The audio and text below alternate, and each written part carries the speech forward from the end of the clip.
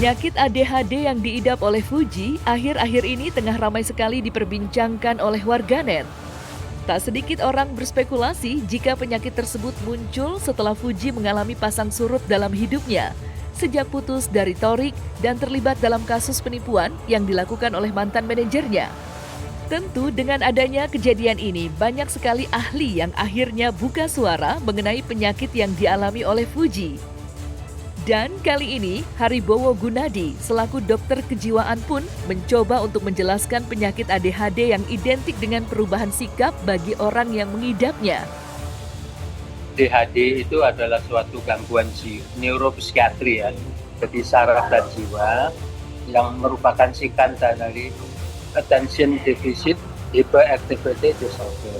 Artinya apa? Penyandang ADHD ini mengalami gangguan atensi atau perhatian. Dia tidak bisa fokus, dia tidak bisa melihat sesuatu secara lama. Artinya apa? Dia cepat bosan. Kalau dia mengerjakan pekerjaan, biasanya nggak bisa sampai selesai. Dia suruh organisasi pekerjaan juga nggak bisa. Penyebabnya ADHD itu faktor genetik yang dominan ya, jadi faktor keturunan, jadi entah dari orang tua, pamannya atau kakek neneknya. Itu faktor pertama.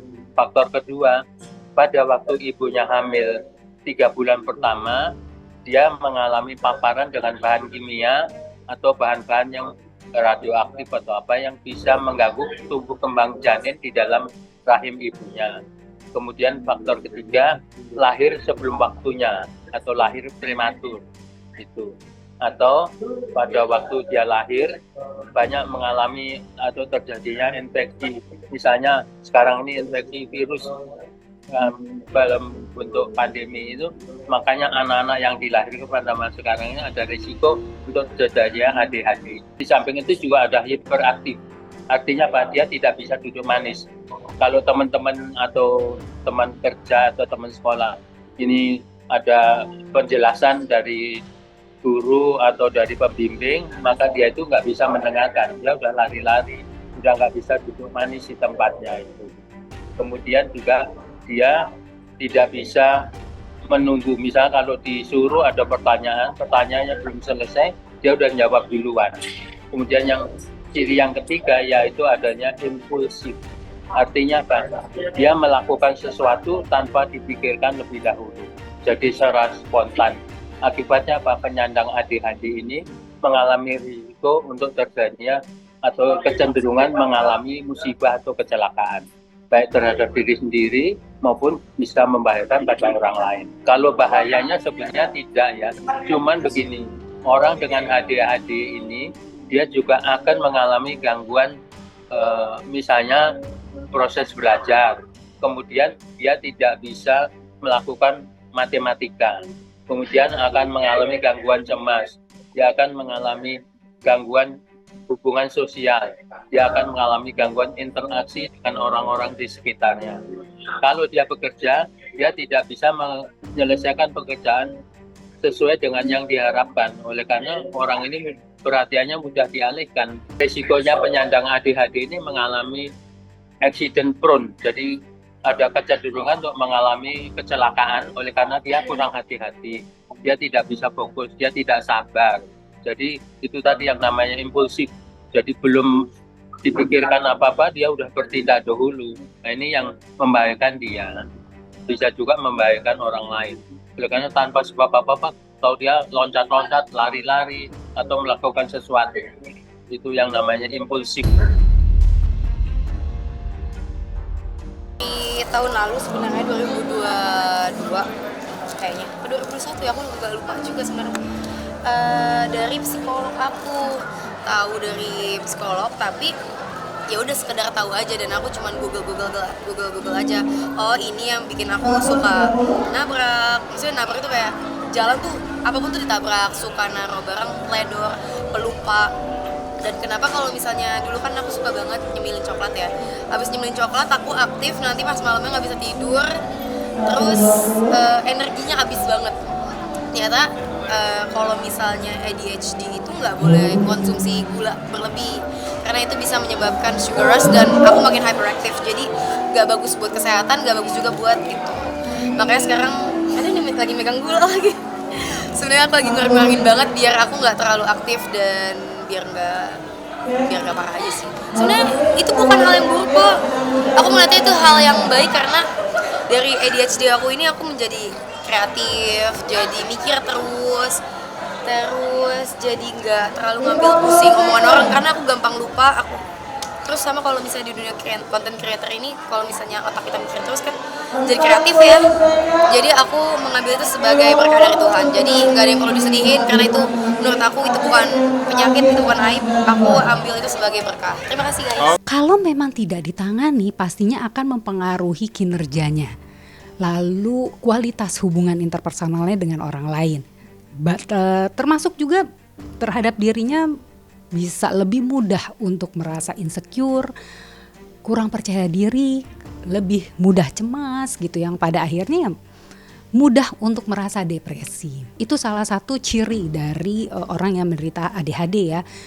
Mereka sulit sekali mengelola emosinya sehingga pada akhirnya mudah sekali bersikap kasar, meledak-ledak gitu ya, atau mungkin kalaupun sedih yang terlalu berlebihan gitu ya, hingga sulit mengelola, bersikap logis lah dalam menghadapi situasi ataupun masalah.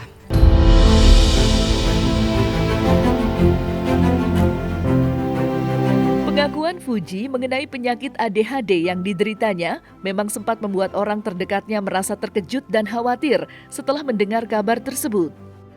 Pasca mengumumkan dirinya mengidap penyakit ADHD, banyak sekali dukungan serta harapan dari kerabat Fuji yang mencoba untuk menguatkan dirinya dari cobaan yang terus menimpanya. Dan dukungan itu pun datang dari Vio, selaku kerabat dari Fuji, yang juga sempat diberitahu terkait penyakit ADHD yang diidap oleh sahabatnya itu. Oh enggak, itu bukan kena mental, itu dia kemarin baru mengetahui kalau dia kan mengidap ADHD. Dan itu sebenarnya adalah hal yang biasa aja sih. Untuk masa sekarang kan kita udah lebih melek sama yang kayak gitu-gitu ya.